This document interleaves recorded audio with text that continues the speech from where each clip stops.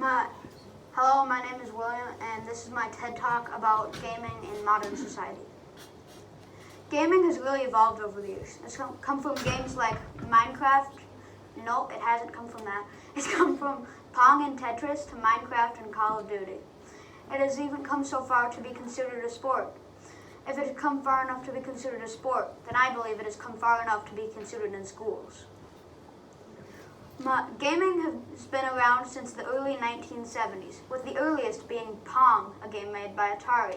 Tetris, a game also made by Atari, ranked number 21 on the all-time popularity list made by a website called List25, making it one of the most popular video games of all time. But the games that really dominated those charts were the Pokemon games.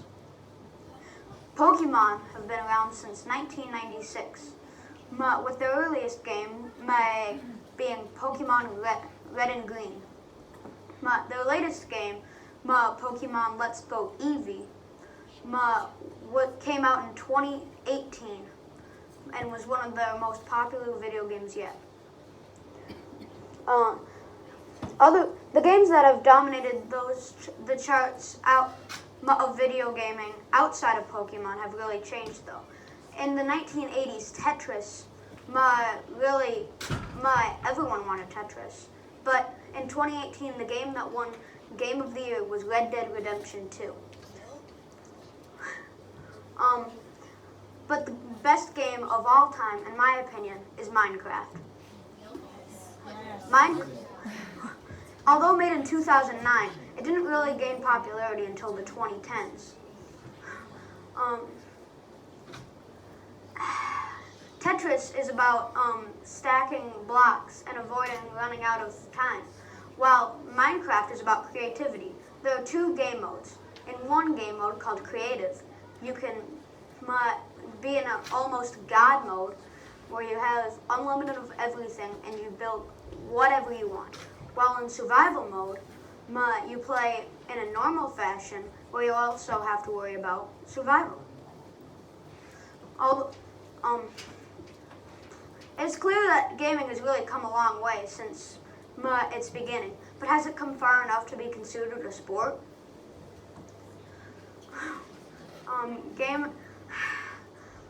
Gaming at first was just a way to have fun in your free time. Then people started posting videos online and live streaming it to make money.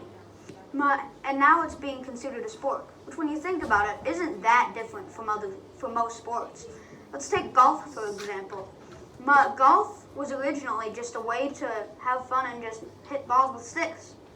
Then people started making money off of it from betting on holes and such. And now it's a sport, but there's some differences between gaming and golf. For one, people never made money from posting videos and live streaming golf. And also, people are still fighting calling gaming a sport. People are saying that that sports take two things, physical exertion and skill.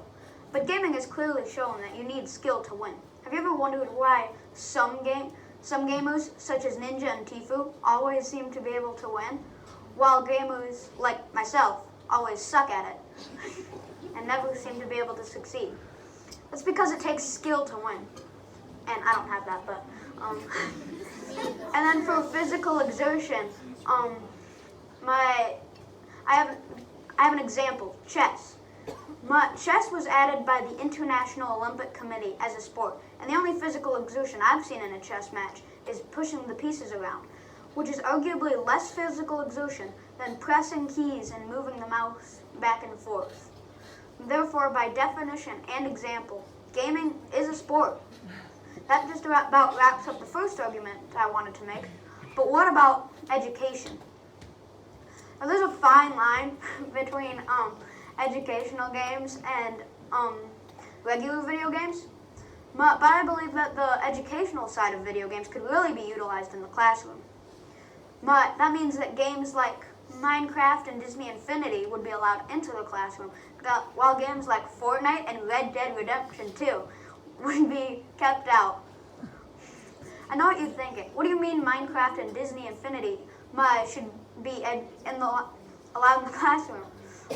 Well, Minecraft Education Edition is something quite educational.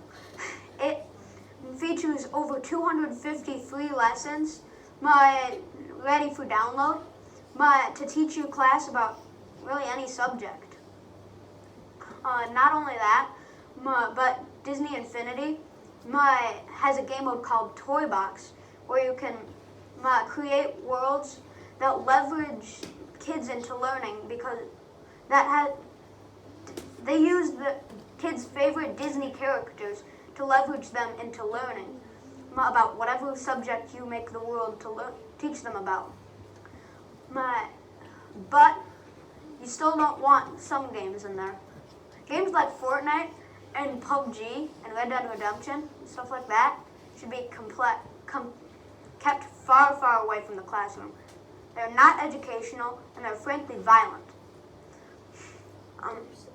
I believe that the best way to keep games that should be in the classroom in, and games that shouldn't be out, is for school staff to watch videos of gameplay online to see what the game is really about.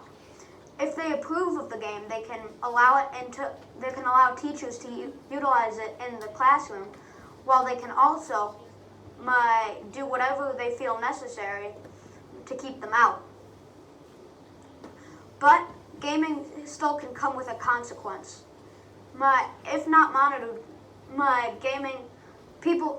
students could start playing games too much, which can cause them to prefer video games over anything else, which then could lower their school grades and make them really not care about much in life. So if we monitor kids' gaming,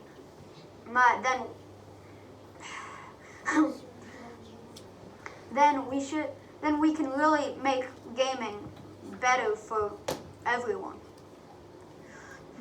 In conclusion, I believe that the evolution of gaming is really incredible.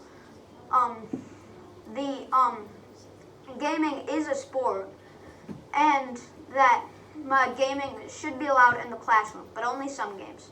Thank you for listening to my presentation.